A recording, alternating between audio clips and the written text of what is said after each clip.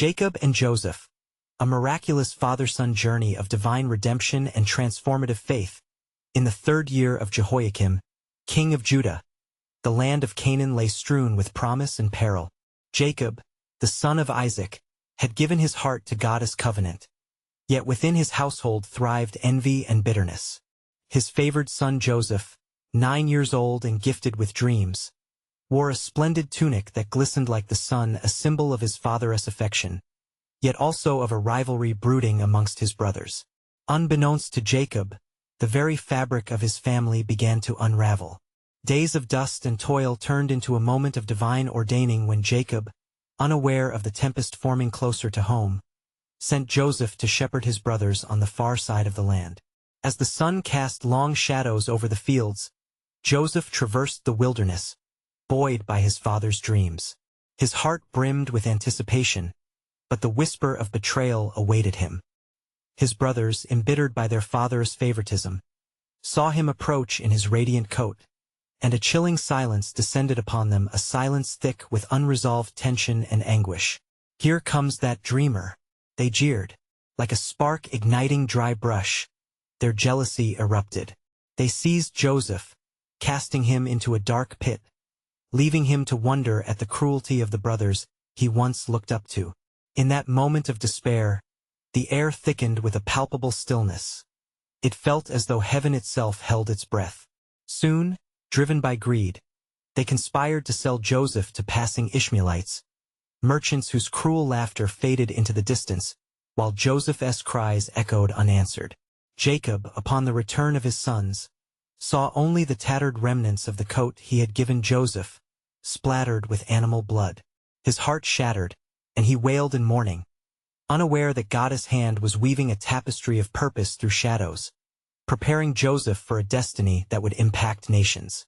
And so Joseph found himself in the land of Egypt, a young man now, stripped of everything he knew, yet bearing an unwavering faith that flickered within him like a steadfast flame. Serving in Potiphar's house, Joseph's integrity and wisdom soon won him favor until adversity struck again. Potiphar's wife, enticed by Joseph's grace, sought to ensnare him in her deceit. When he fled from her grasp, her vengeful cries led to his wrongful imprisonment, thrust deeper into the clutches of despair. Yet even in the dankness of his cell, hope pulsated within him as he clung to dreams that still whispered of greater things to come. Before we continue with this incredible biblical account, I want to make sure you don't miss any of these powerful scripture stories. Click the bell icon and select all notifications. These biblical narratives have transformed countless lives throughout history. If God's word through this story is blessing you, please like and share with someone who needs to hear about God's faithfulness today. Tell me in the comments, which biblical story has most impacted your faith journey? I'm always amazed how God's word speaks to hearts across generations. Now let's continue with what the Lord did next.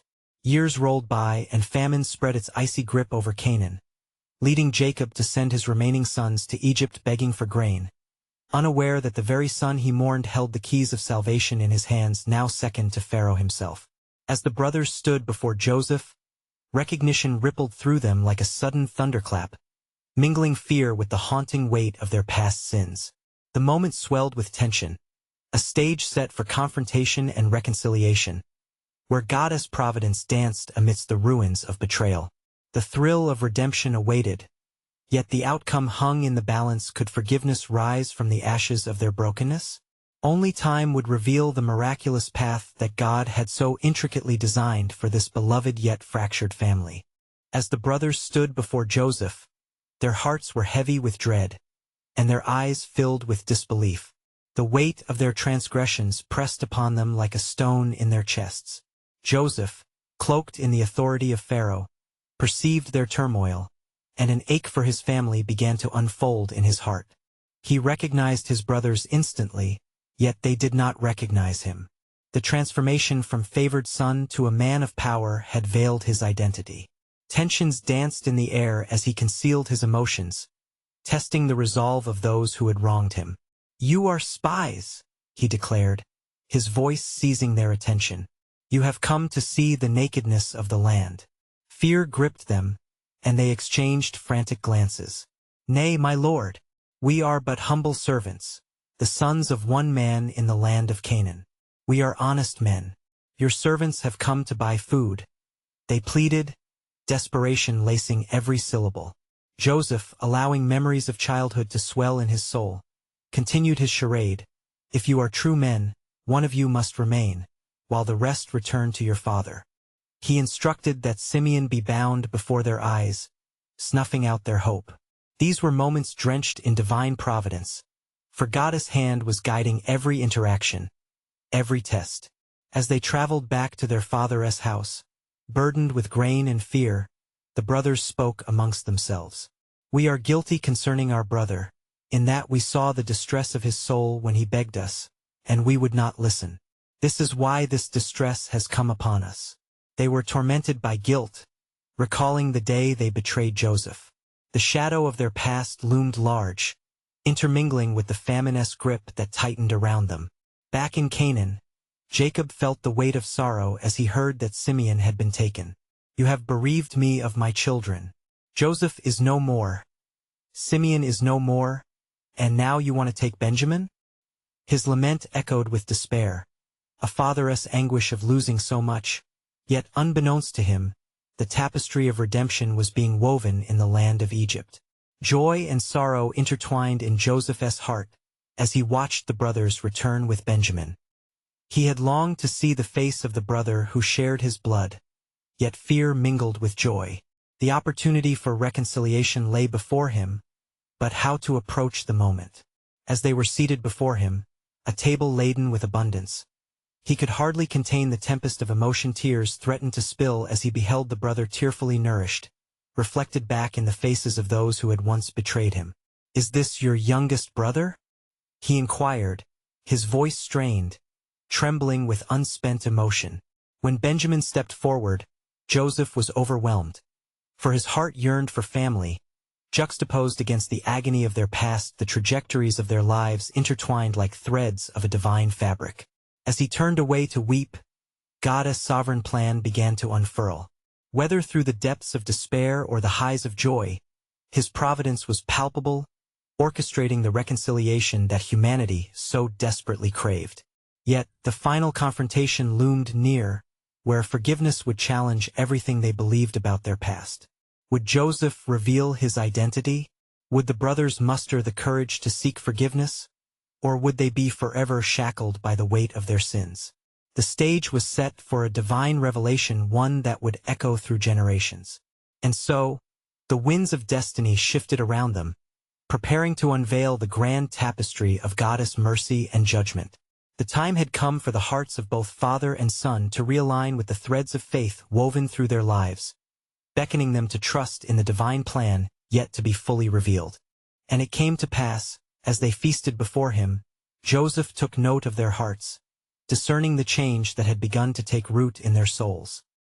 His eyes lingered upon Benjamin, and he was struck with the profound realization that the band of brothers, once entangled in betrayal, now bore the seeds of repentance. This was the beginning of a new chapter in their lives, where forgiveness could potentially blossom amidst the hard soil of guilt and remorse. Joseph, concealing his identity, ordered that portions be served to each of them, but he gave Benjamin 5 times more than the rest. And the brothers marveled at this abundance, feeling a mixture of joy and confusion at the favor shown to their youngest brother. "What is this?" they whispered among themselves.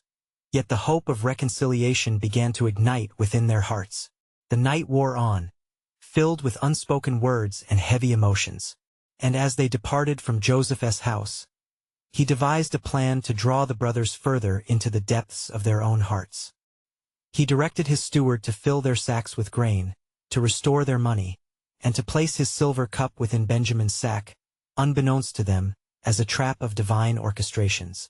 The next day, at the break of dawn, Joseph sent his steward after them. "Follow after the men. And when you overtake them, say unto them, Wherefore have ye rewarded evil for good?" The steward, obedient to his master's command, caught up with the brothers and accused them of theft. The brothers, bewildered and distressed, proclaimed their innocence. "With whomsoever of your servants it be found, Let him die, and we also will be my Lord's bondmen." Their words, fervent with conviction, reverberated back at them, lifting like a veil as they hastily opened their sacks for scrutiny. And lo, as the steward searched, he found the cup in Benjamin's sack. Terror seized their hearts, and they tore their clothes in despair. "What have we done?" they cried, for they thought their guilt had come to fruition once more, leading to ruin. They returned to Joseph's house in agony, not simply for the loss of Benjamin, a shadow of their past, but for the fear of losing another brother to the weight of family betrayal. As they stood before Joseph, their faces wrought with sorrow, the narrative was poised to shift. "What shall I do with this man who stands before me?" Joseph demanded, his voice echoing with authority and yet tinged with a tenderness that only he could convey. Judah stepped forward, filled with resolve, and offered himself as a substitute for Benjamin, proclaiming, "Let thy servant abide instead of the lad. For how shall I go up to my father if the lad be not with me?" His voice was the breaking of chains, a heartfelt declaration born from the depths of regret that now sought atonement. Joseph, emerging from his guise, could no longer restrain his emotions. He wept aloud, revealing himself to his brothers. "I am Joseph. Doth my father yet live?" The words struck like lightning, illuminating the shadows of their past, merging their hearts in a moment of divine revelation. The brothers stood in silent shock, unable to comprehend the miracle of reconciliation laid before them. Would hurt and betrayal give way to forgiveness? Would they receive the hope offered to them through Joseph's embrace? In that sacred moment, bonds of guilt were met with the embrace of grace, and the seeds of redemption were sown. God's sovereign plan, hidden through trials and transformed by tears, began to unfold before their eyes, unveiling a promise of restoration and unity. The journey towards their father was set to transform into a pilgrimage of joy, for it was true. What was meant for evil, God had turned for good. And so, the tapestry of their lives began to weave anew, glistening with threads of mercy, as the hearts of the brothers, once forebodingly fractured, began to pulse with the life-giving hope only the Almighty could provide. A new era had dawned, and the fulfillment of the covenant promises whispered upon the winds, beckoning forth the glorious work yet to be done in the land of Canaan and beyond. God's purpose was steadily moving toward its final revelation, echoing the truth that his mercy endures forever. And Joseph could no longer contain himself. His heart, once a tumult of grief and longing, now surged with the fervor of a love unresolved. "Come near to me," he cried, his voice breaking with emotion. "I am Joseph, your brother, whom ye sold into Egypt." At these words, the brothers fell silent, the weight of unforgiven guilt suffocating them. As the truth washed over them, they trembled, not only from fear but from the raw vulnerability of the moment. How could they face him, the brother whose life they had so grievously altered? Their minds raced back to the pit, the sold slave, the bloodied coat. They were but shadows of the men they used to be. Joseph, perceiving their anguish, spoke tenderly, "Be not grieved, nor angry with yourselves, that ye sold me hither. For God did send me before you to preserve life." His words poured like balm over their bruised spirits. The truth was unveiled. What they had intended for evil, God had woven into his divine tapestry an intricate design to save many. He continued, "For these 2 years hath the famine been in the land, and yet there are 5 years, in the which there shall neither be earing nor harvest. And God sent me before you to preserve you a posterity in the earth, and to save your lives by a great deliverance." The revelation hovered in the air like incense, drawing the brothers closer to him, igniting in their hearts the understanding that they were participants in a greater narrative. Judah, overwhelmed with emotion, pressed forward with tears in his eyes. "My Lord, let your servant speak. I implore you. We have sinned against you, yet you stand in mercy before us. Forgive our transgressions, for we are here in the depths of despair, knowing that you have become our hope." Joseph embraced each one of his brothers, the warmth of forgiveness knitting together the years of separation, loss, and remorse.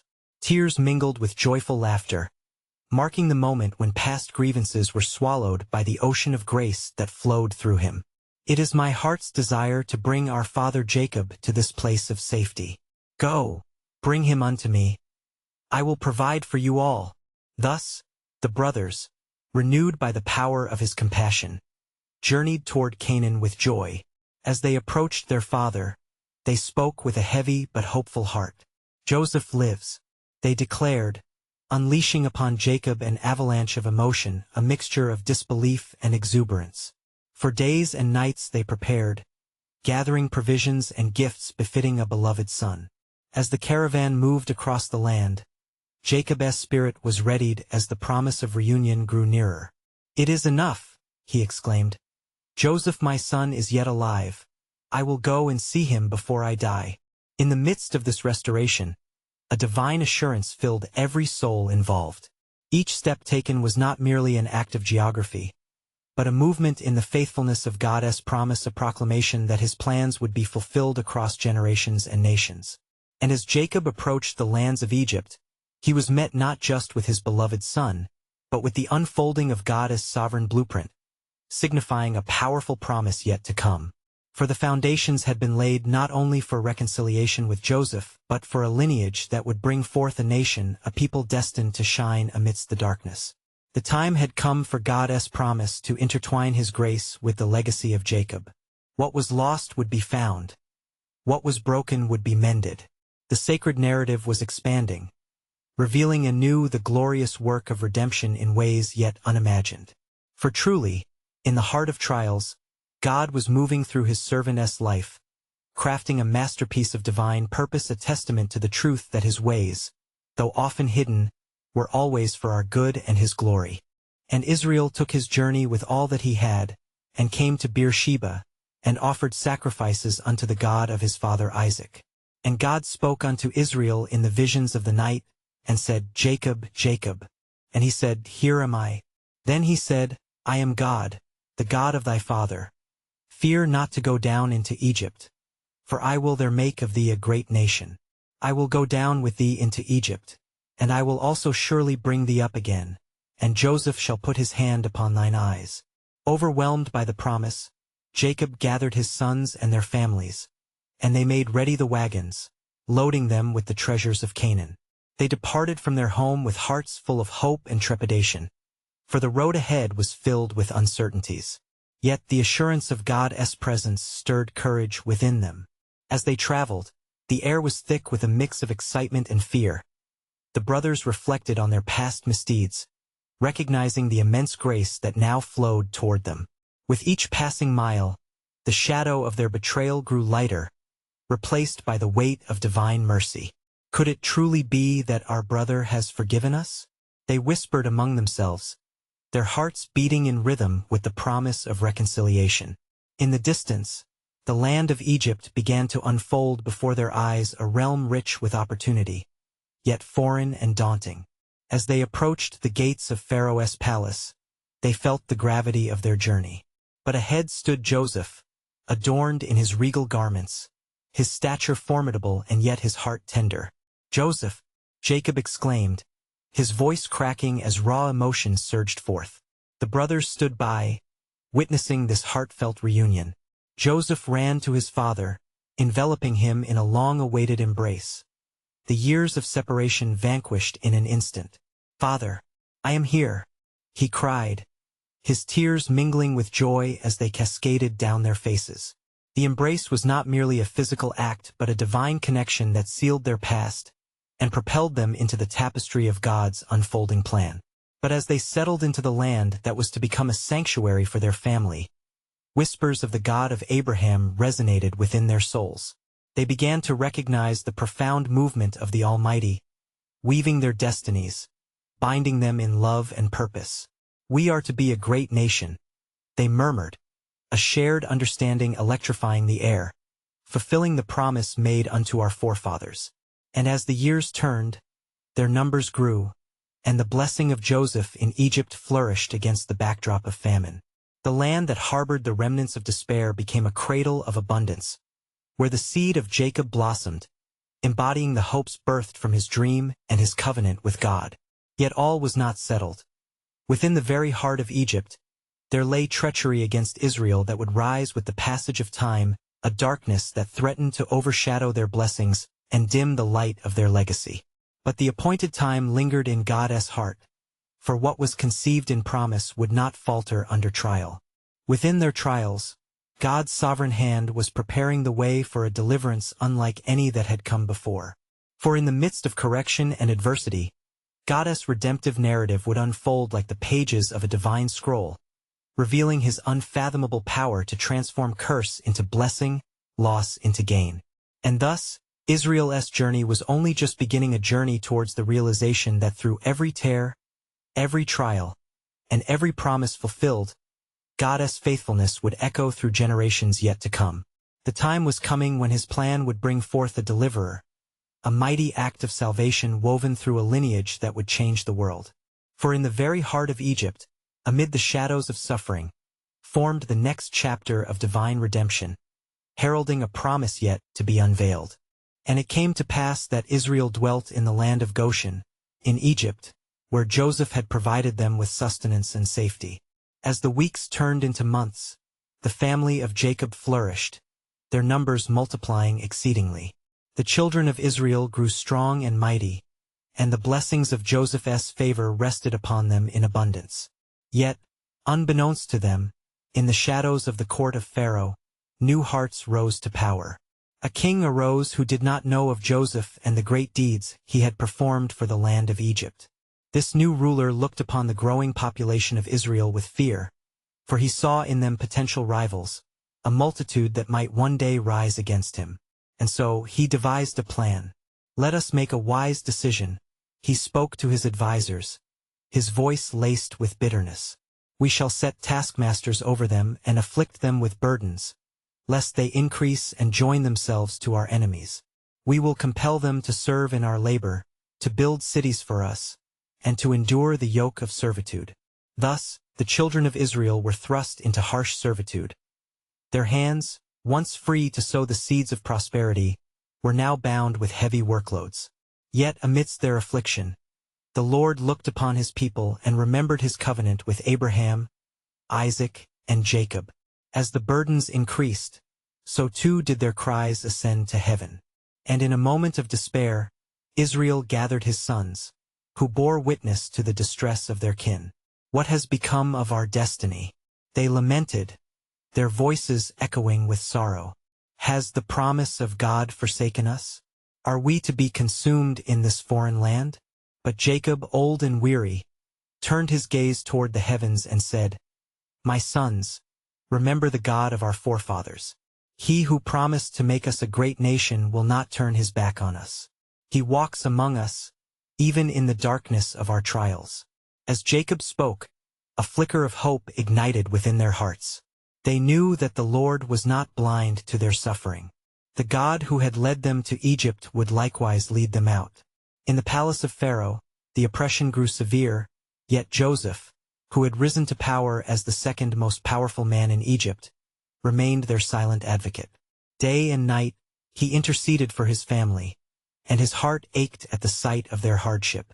"I must reveal my true heritage," Joseph pondered, "but how will I go about this?" And the Lord moved upon Joseph's heart, whispering the words of reassurance. "Fear not, for I have placed you here for such a time as this. When the time is right, you will be the means of their deliverance." Meanwhile, the cries of Israel were not in vain. The covenant promises stirred the heavens. God heard their cries, for his compassion toward the afflicted is never far from his heart. And there arose a plan in the chambers of eternity, for God's hand was at work behind the scenes. He was shaping not merely a deliverance but the fabric of destiny itself. The very trials expected to crush their spirit were to serve as the forge through which their faith would be refined. And thus, while the people toiled under Pharaoh's rule, chains of bondage would soon lead to miraculous freedom, and a deliverer awaited birth within their own bloodline. For the time would come when God's promise would resound in the hearts of his people, revealing that through every affliction, the seeds of faith would blossom into a mighty act of salvation. The journey was but a prelude to a grand awakening, a movement toward liberation that would echo throughout the ages. What mighty deliverance awaited the children of Israel, as their cries would soon be met with a resounding answer from the heavens. For in the divine orchestration of events, God's sovereign plan was about to unfurl like the wings of a great eagle, ready to take flight toward destiny. And it came to pass, in the days of their affliction, that the cries of the children of Israel rose like incense before the Lord. Their taskmasters, cruel and unyielding, pressed them beneath an unbearable weight, and thus their despair became as a mighty river that flowed toward the throne of God. With each lash of the whip and each burden laid upon their backs, the hope of deliverance was kindled anew. In the stillness of the night, as the stars twinkled above, a profound sorrow enveloped Joseph. He wandered through the corridors of Pharaoh's palace, enveloped in thoughts of his family, whose very spirits seemed to wrestle against the darkness. Deep within, Joseph knew that he bore a sacred heritage not merely as a ruler in Egypt but as a link in the lineage of promise. "Shall I remain mute while my people suffer?" he pondered, the burning conviction igniting within him. And as the dawn painted the sky in hues of gold, the Lord spoke once more to Joseph, saying, "Arise, my son, and seek the heart of Pharaoh. Make known your kinship and the plight of your brethren." Strengthened by divine purpose, Joseph set forth with resolute steps, his heart laden with both fear and faith. When he stood before Pharaoh, the weight of the moment pressed down heavily upon him. Pharaoh, seated upon his throne, regarded him with a mixture of curiosity and disdain. "What brings you here, Joseph?" he inquired, his tone commanding yet curious. With courage born of the Spirit, Joseph replied, "O Pharaoh, I come not only as your servant but as one of the Hebrew people. My family languishes in bondage, and their cries have reached unto heaven. They are my flesh and blood, and the God of my fathers has called upon me to plead for their deliverance." Pharaoh's countenance darkened, and he questioned fiercely, "What is this God of yours that I should heed you? Do you seek to undermine my rule?" In that moment, Joseph's heart raced as he felt the weight of generations behind him. "Know this, O Pharaoh," he declared with rising conviction, "the Lord God of Israel is the one who made the heavens and the earth. He is a God of mercy and justice. He has promised to deliver his people from oppression, and I stand here as his appointed vessel." Pharaoh, taken aback, did not yield his heart, but the seeds of doubt were sown within him. "Who is to say that your people are worthy of such favor? They have become a burden to my kingdom. Why should I listen?" Yet, as Joseph spoke, a flicker of hope ignited in his soul. "It is not only for their sake, but for your own," he continued, eyes twinkling with fervor. "For a great calamity will come upon Egypt if we do not acknowledge the cries of the suffering." And so, the dialogue between Joseph and Pharaoh continued, stirring the air with tension and divine possibility. Each word from Joseph's mouth was like a key unearthing the hidden chambers of Pharaoh's heart, awakening compassion where there had been only fear. As their discourse unfolded, the land of Egypt grew restless. The oppression laid upon Israel had roused the spirit of longing, and the whispers of their plight began to swell into a chorus that could not be contained. Meanwhile, the children of Israel found unity in their cries. In the shadows of their toil, they began to gather and pray together, reminding one another of the promises of God made to their forefathers. "He who delivered our ancestors from the hand of the mighty will not forsake us," they declared with ever-increasing faith. What would arise from this desperate yearning? For the dust of despair began to swirl and transform into the winds of hope. The very chains that sought to bind them would soon become vessels of salvation, as the tapestry of God's redemptive plan was woven masterfully in the midst of their tribulation.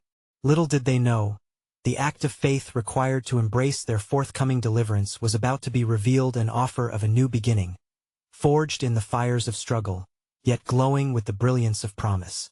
And it came to pass, as the sun brightened the horizon, that Pharaoh pondered the words of Joseph within his heart.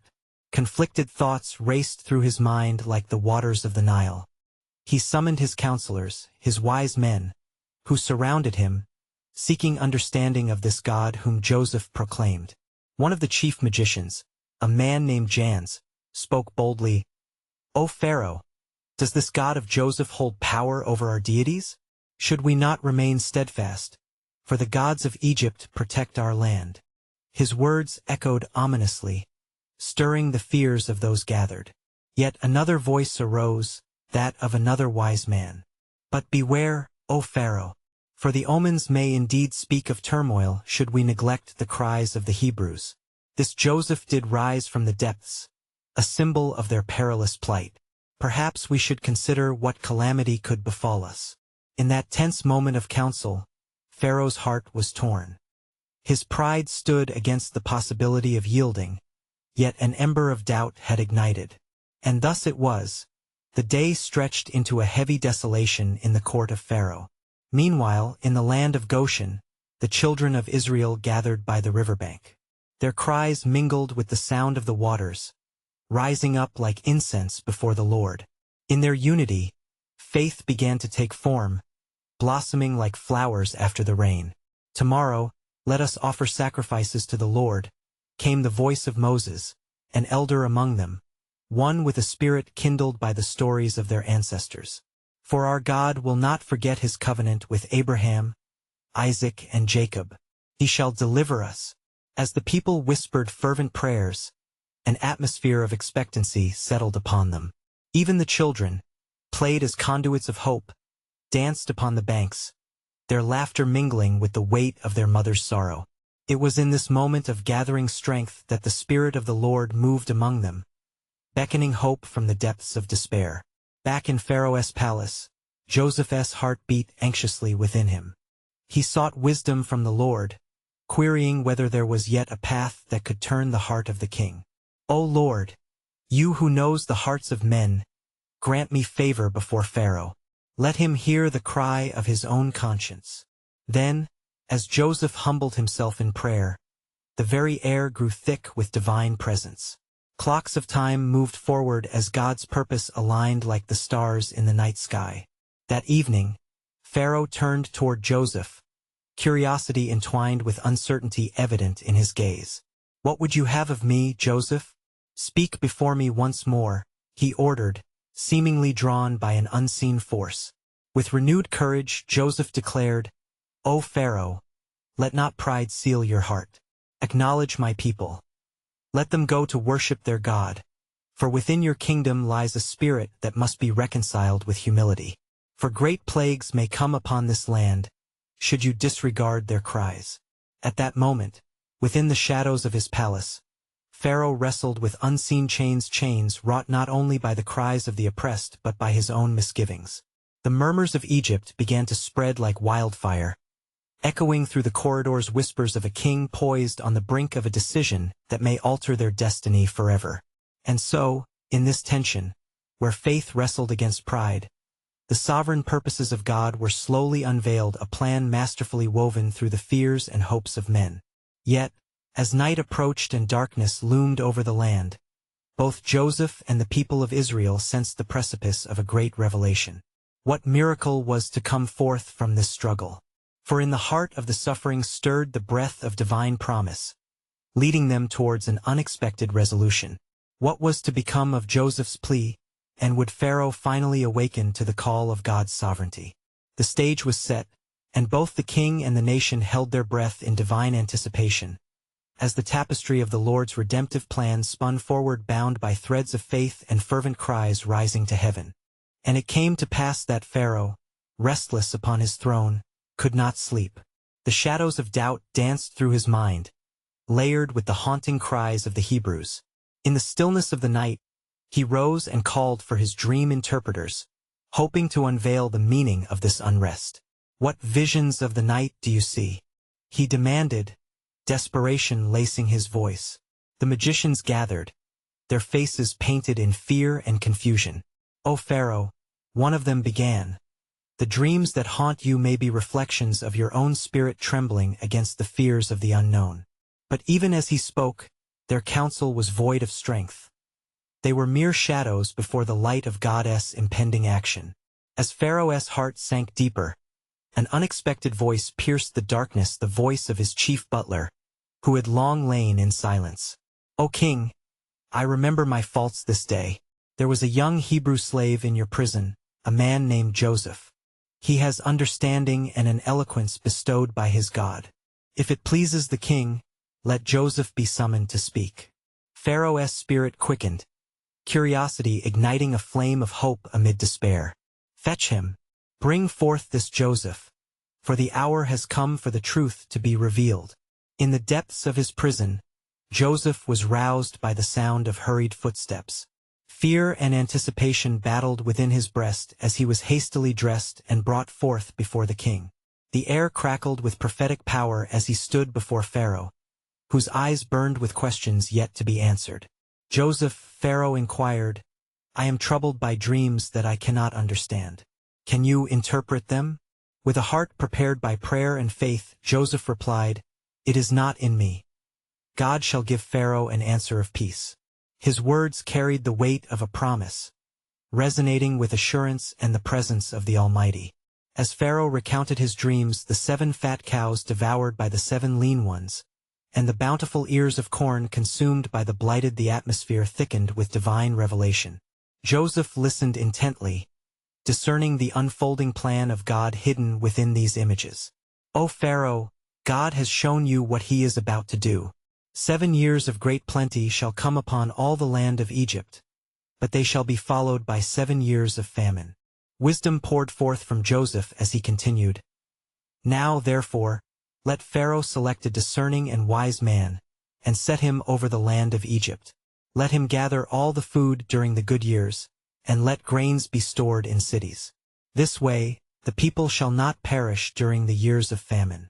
Pharaoh's heart was ensnared by the clarity of Joseph's words. In the silence, the kernel of hope began to sprout within him. Can we find such a one as this, a man in whom the Spirit of God resides? He wondered aloud. With a solemn nod, all present felt the weight of destiny whispering through the corridors of time, a divine plan coming to fruition.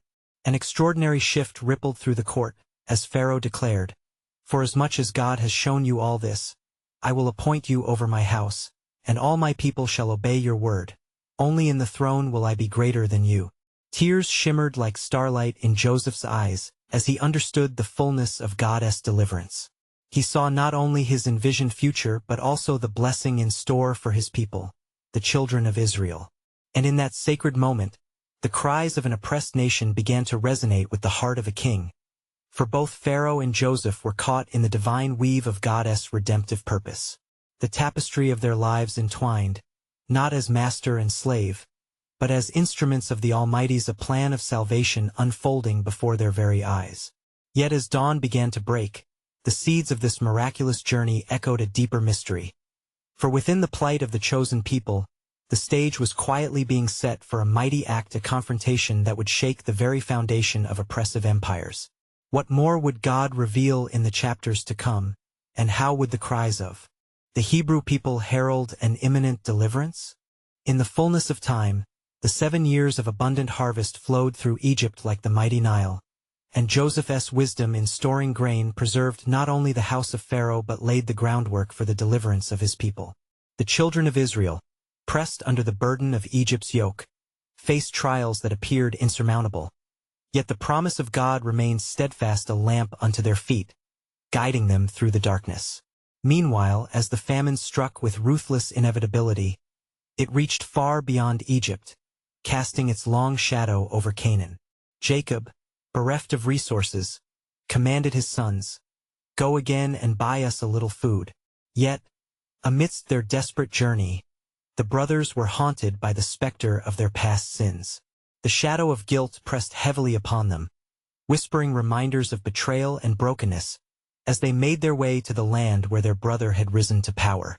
Upon arriving in Egypt, the brothers again bowed before Joseph, unaware that the second-in-command before them was none other than their long-lost sibling. The drama of redemption tightened its threads around their hearts as recognition eluded them. Joseph, though concealing his identity, was acutely aware of the inner turmoil that rooted deep within their souls.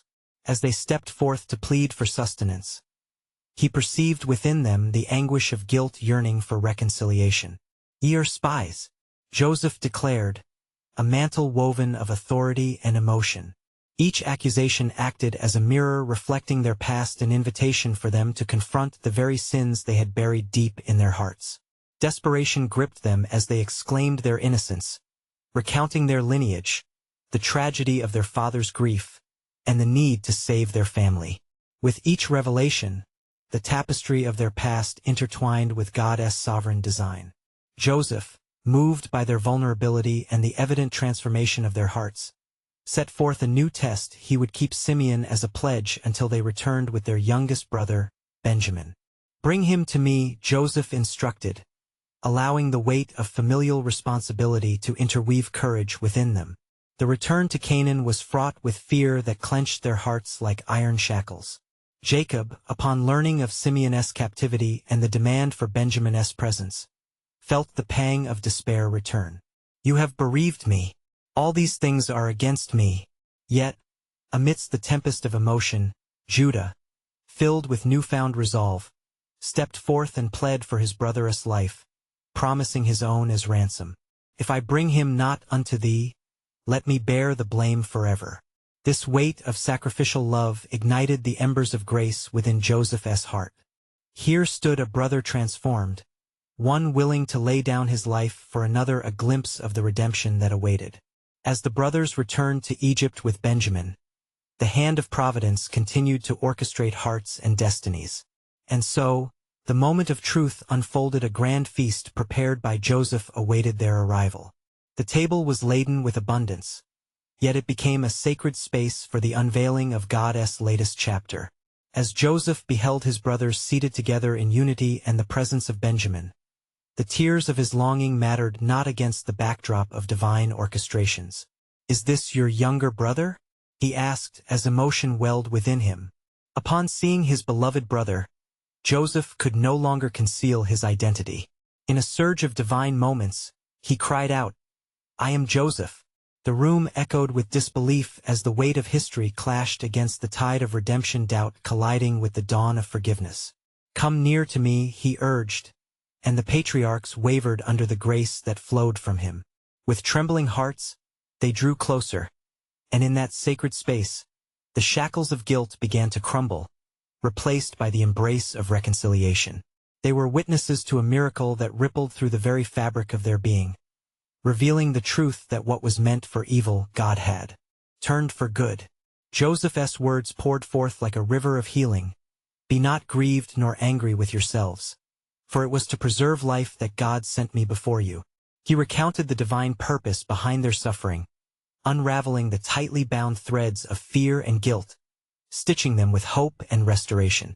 In this sacred encounter, they saw not only the face of their brother, but the glorious hand of God, woven intricately through their lives. The moment forged a new legacy, one filled with the promise of redemption, of a family restored. As Jacob, now filled with joy that transcended pain, was reunited with Joseph, the blessings of the Almighty began a crescendo towards a destiny yet to unfold. The covenant promises echoed through the skies as the spirit of expectation ripened. A nation was being birthed in the crucible of trial and faith. The family flourished in the verdant land of Goshen, where bonds were strengthened and destinies intertwined. Yet, as the years unfolded, the children of Israel flourished and multiplied, fulfilling God's promise to Jacob. Their suffering had not been in vain. It had cultivated a faith that would one day spark a deliverance that would reshape the course of history. And thus, we finish this testament of Jacob and Joseph, a vivid narrative of God's sovereign hand guiding through trials, betrayal, and ultimate redemption. May it instill a fervor within us to trust in the divine tapestry God weaves within our lives, that no trial is too great, no sin is too deep for His grace, and every broken path can lead to a miraculous destiny in Him. Now, if this powerful account of love, forgiveness, and redemption has touched your heart, I implore you subscribe immediately to the channel to stay connected to God's Word. You need to subscribe now to hear more awe-inspiring biblical stories that continue to impact lives today. Also, leave a like now if this testimony resonates within you. It's the moment to help spread biblical truth through the algorithm. Don't wait even one more second to share this powerful testimony with at least 5 friends who need to hear God's truth.